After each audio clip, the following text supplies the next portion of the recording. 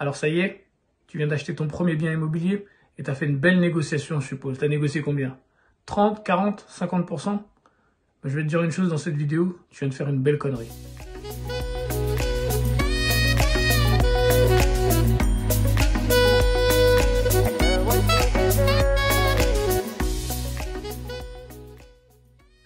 Alors bonjour, moi c'est Lionel d'Emel Immobilier et sur cette chaîne bien sûr on parle d'immobilier mais pas que, on parle principalement d'achat-revente, des opérations de marchand de biens et des belles plus-values.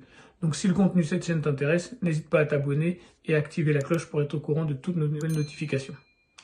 Alors il y a un fantasme dans le pueblo, je ne sais pas d'où ça vient, c'est la négociation.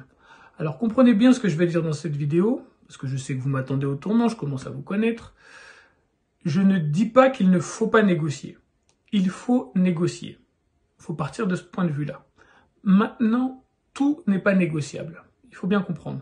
Et les belles négociations sont parfois de beaux pièges. Je m'explique.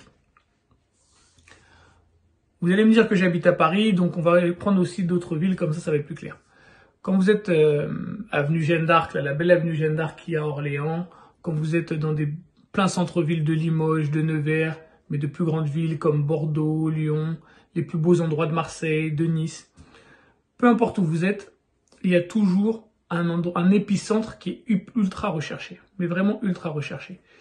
Et l'immobilier n'a pas changé depuis qu'on parle beaucoup plus d'immobilier sur Internet.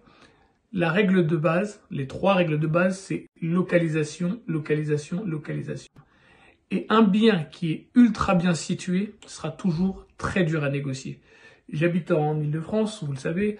Les biens qui sont sur le Champ de Mars avec les belles vues sur la Tour Eiffel, même s'ils sont en piteux état, ils seront toujours très durs à négocier. Toujours très durs parce qu'il y a une forte demande.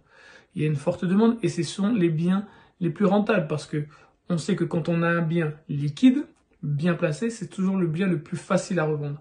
Et c'est toujours ça qu'on cherche. Maintenant, quand j'entends des gens qui me disent qu'ils ont réussi à faire de grosses négociations sur des biens, bien souvent, pas tout le temps, ce sont des biens très très mal placés. Pourquoi je déconseille d'acheter ces biens-là? C'est parce qu'ils sont vraiment trop durs à revendre. Quand bien même vous voulez faire du cash flow, quand vous avez ce type de bien et que vous avez un problème dans la vie, parce qu'en général quand on veut faire du cash flow, on part pour une longue période, mais on n'est pas à l'abri d'un divorce, d'une séparation, d'un enfant malade et autres, ce que je ne souhaite à personne d'ailleurs, et on a besoin de revendre son bien. Ces biens-là sont super durs à revendre. Donc déjà ça c'est le premier piège. Les gens qui vont faire des grosses négociations sur des biens qui ne sont pas liquides, à éviter. Deuxième chose, si tu as réussi à bien baisser le prix du bien, je veux dire 30, 40, 50%, c'est que ce bien-là, il n'intéressait personne d'autre.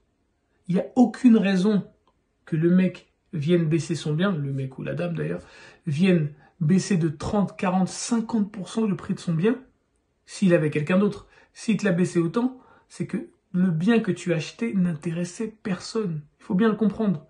Et c'est pas propre aux grandes villes, même dans les villages, il y a toujours des endroits bien placés, il y a toujours des maisons bien situées. Donc, si tu as fait ce genre de négociation-là, c'est que 2 choses. Soit tu as acheté un bien où tu vas vraiment avoir de grosses difficultés à revendre, ou sinon tu as acheté un bien qui n'intéressait personne. Et un bien qui n'intéresse personne, tu auras aussi de grosses difficultés à le revendre. Peut-être à le louer, et encore à qui, parce que même les locataires, ils ont besoin d'avoir des commodités autour d'eux. Donc moi, j'appelle ça un bien bourbier, clairement. Et il y a des négociations qui mènent clairement au bourbier. Alors, je demande à tous les gens qui me suivent, s'il vous plaît, ne faites pas cette bêtise-là ou ne dites pas que vous me suivez. Les négociations, oui, quand le bien a un défaut et tout, si on peut baisser, d'ailleurs, je n'interdis pas les négociations, bien au contraire. Mais si tu arrives à trop négocier un bien, c'est qu'il y a un problème. Et les biens ultra bien placés, où il y a une forte demande, je vais pas dire que à Paris c'est comme ça, je vais pas dire que c'est partout pareil, mais un bien qui a vraiment une forte demande dessus, ça se négocie pas trop. Hein. Je vois des fois sur un bien à 300 000, tu arrives à négocier 5 000 euros, 6 000 euros, c'est triste. Et puis bien souvent ça part au prix. Donc si vous n'êtes pas d'accord avec moi, n'hésitez pas, et là je sens qu'il y aura des débats, n'hésitez pas dans les commentaires à me dire si vous êtes d'accord et pourquoi vous l'êtes, et si vous n'êtes pas d'accord, argumentez. Donnez-moi des vrais arguments qui montrent qu'on peut négocier un bien de 20, 30, 40, 50%, faire une bonne affaire pour X ou Y raison. Allez-y, n'hésitez pas, et à bientôt dans la prochaine vidéo.